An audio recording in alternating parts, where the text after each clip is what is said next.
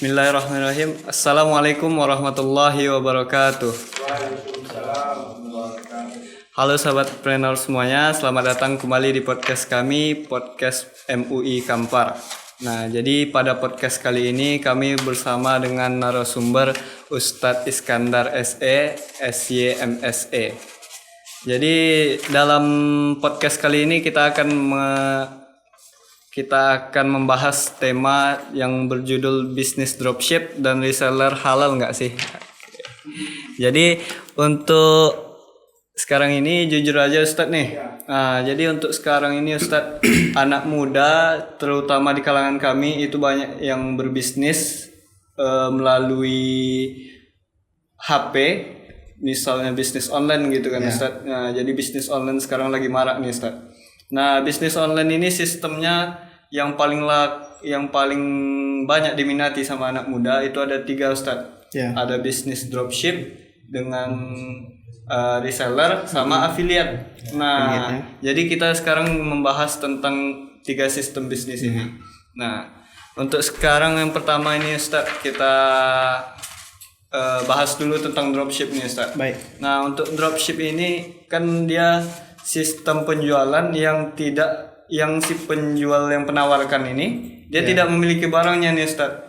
Nah, jadi gimana kira-kira tuh Ustadz hukum dari sistem berbisnis dengan sistem itu? Baik, bismillahirrahmanirrahim. Assalamualaikum warahmatullahi wabarakatuh. Waalaikumsalam warahmatullahi wabarakatuh. Alhamdulillahirabbil alamin wassalatu wassalamu ala asrofil anbiya'i mursalin wa ala ali rasulillahi ajmain.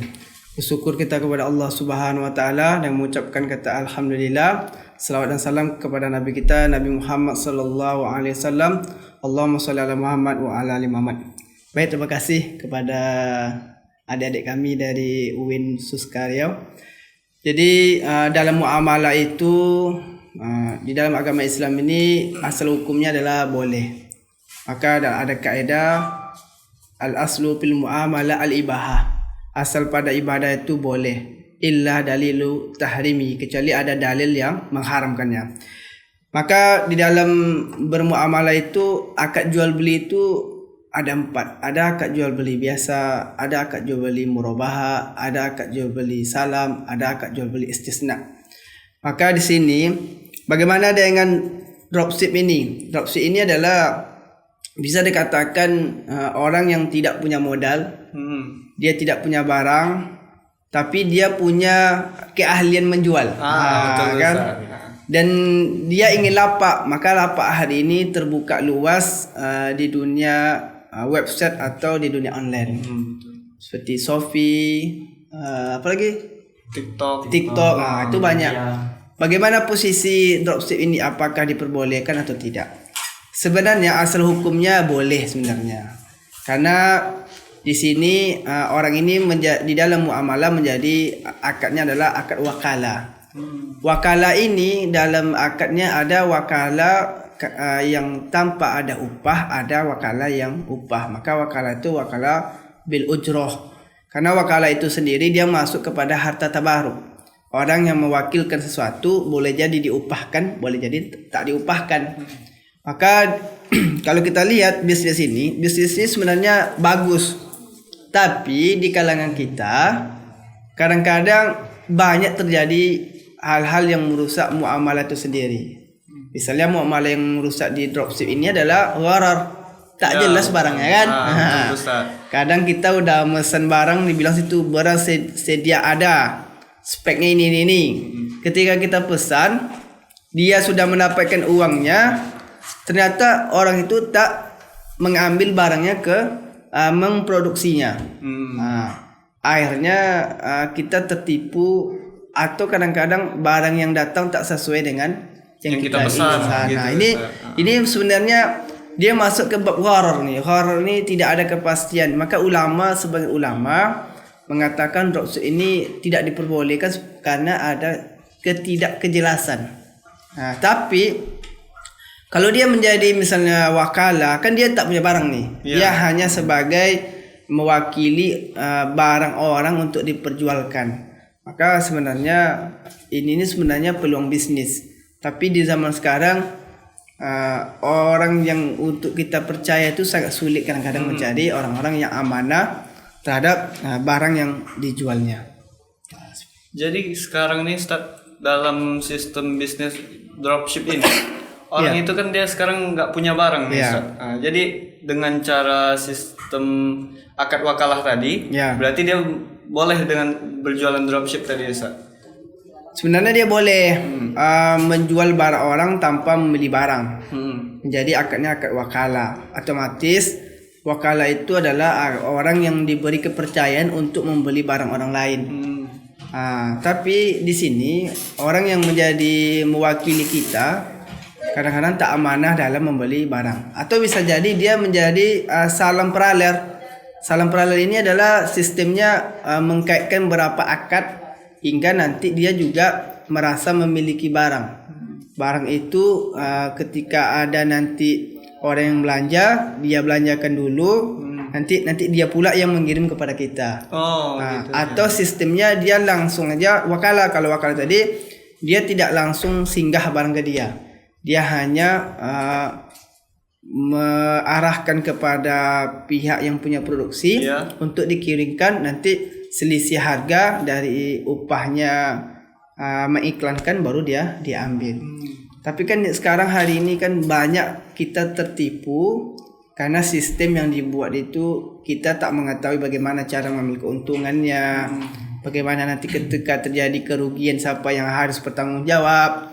Akhirnya masyarakat merasa kalau udah tertipu tuh bagaimana lagi, katakan siapa yang bertanggung jawab terhadap kesalahan ini. Maka sebagian ulama mengatakan ini termasuk hal yang haram, dan sebagian ulama melarang untuk melakukan perbuatan dropship ini.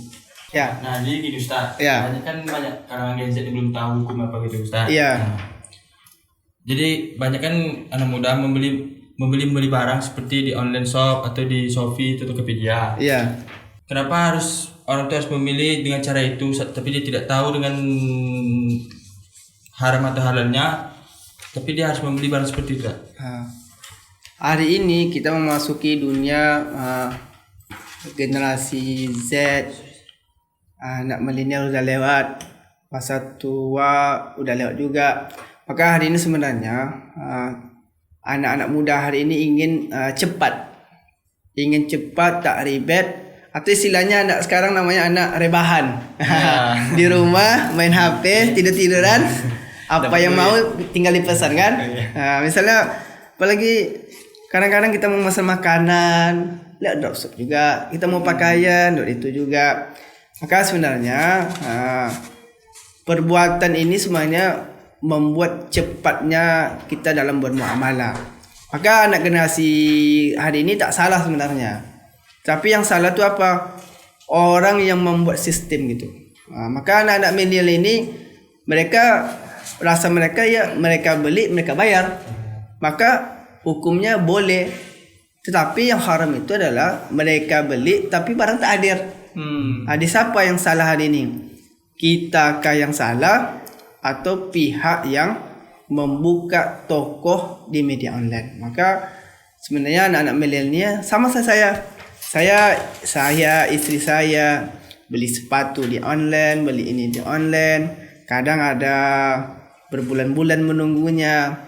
Sebenarnya kita ingin cepat, apalagi hari ini kalau kita lihat media atau yang resmi itu sudah ada hari ini peringatan, misalnya tibanya jam ini pukul ini.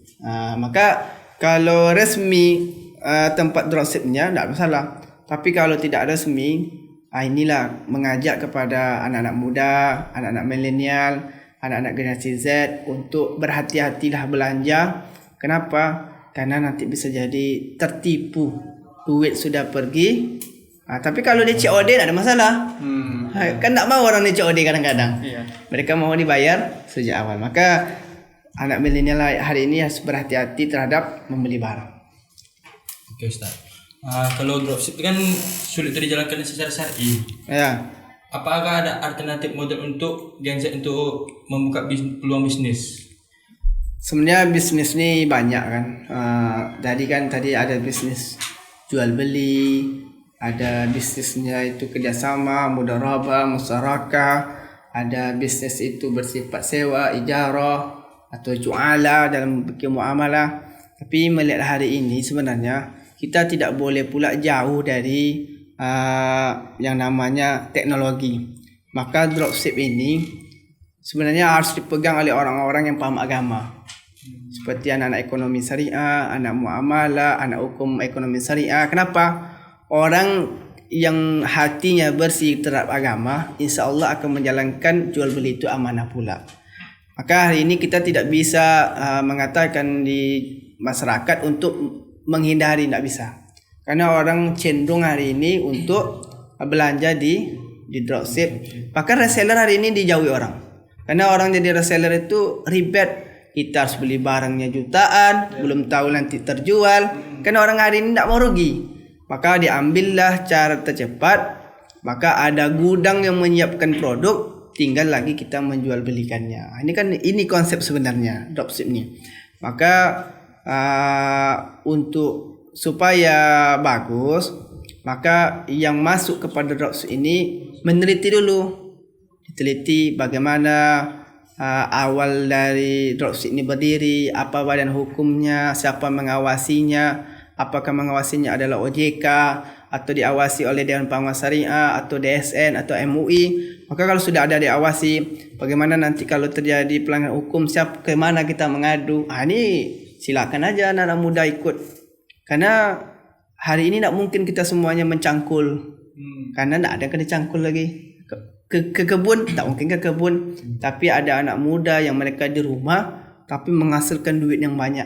Maka intinya adalah di dalam Al-Quran itu yang berdagang itu harus beriman. Al-Quran Allah katakan, ya lazina amanu la ta'kulu amwalakum bainakum bil batil illa an takuna tijaratan antara minkum.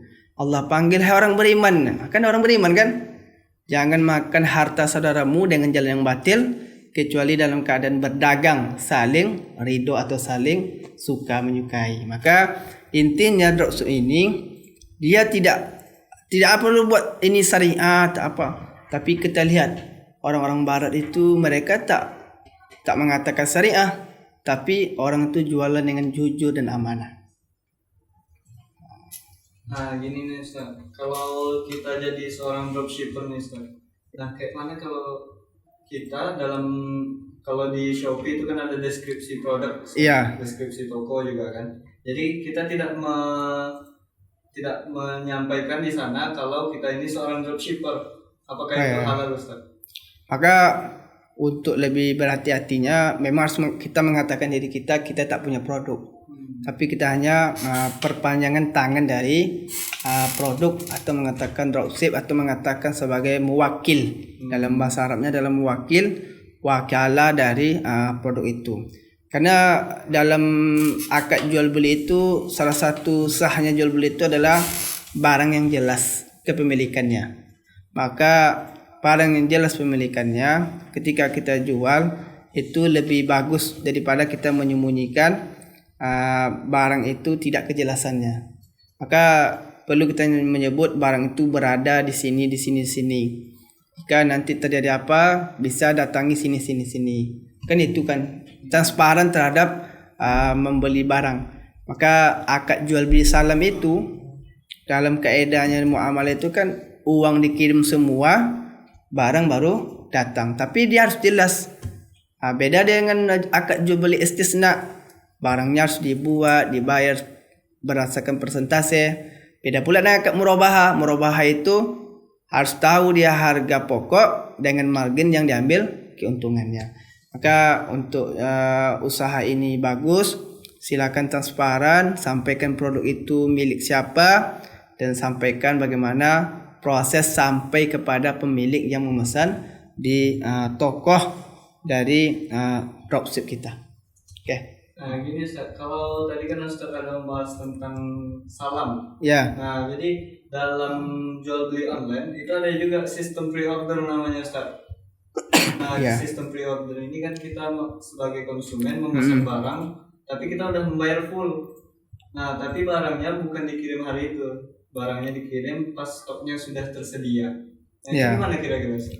Jadi kalau pre-order itu yaitu beli barang tapi barang itu stoknya belum ada kan? Iya betul. Tapi menunggu kapan di launchingnya apa. Saya sama beli HP ini, menunggu 3 bulan untuk mendapatkan HP ini. Bagaimana? Maka akadnya adalah dia tidak akad salam dia tu, tapi dia akadnya akad istisna. Kalau akad salam itu kan beli barang terus dibayar semuanya. Iya. Kalau PO ini dibayar semua atau dibayar DP atau dibayar 50% kan? Ada yang bayar semuanya. Ada sebagian yang bayar semuanya Ustaz. Ada Ya. yang sebagian dibayar DP-nya aja dulu. Maka sebenarnya kalau di PO ini tak boleh bayar semuanya. Kenapa nak boleh? Karena kekhawatiran nanti barang tu entah ada atau tidak. Iya. Maka di kitab-kitab mazhab Hanafi itu dia harus membayarnya bertahap. Bisa jadi kita hanya membayar sekitar 50% dari barang yang apa. Tapi kalau barang itu nanti sudah ready, barulah kita bayar semuanya. Ini masuk dia nanti bab istisna nih. Kalau di bab salam, barang itu sudah ada, sudah ready, sudah standby, jumlahnya sudah nampak, spesifikasinya sudah jelas. Tapi kalau dia PO ini barangnya baru dibuat dan menunggu berapa orang yang mesan. Maka berhati-hatilah kepada PO ini, karena kalau tidak sesuai nanti dengan kita inginkan, tak bisa kita mengembalikan duitnya. Kadang inilah kita kan, bangsa kita ini kan bukan bangsanya beragama Islam, tapi pemahaman Pancasila dan Undang-Undang 1445. Maka kadang-kadang barang yang sudah dibeli atau barang yang sudah dikirim duitnya, jika tidak jadi, kalau batal dikembalikan atau tidak? Tidak kan? Kebanyakan tidak dikembalikan.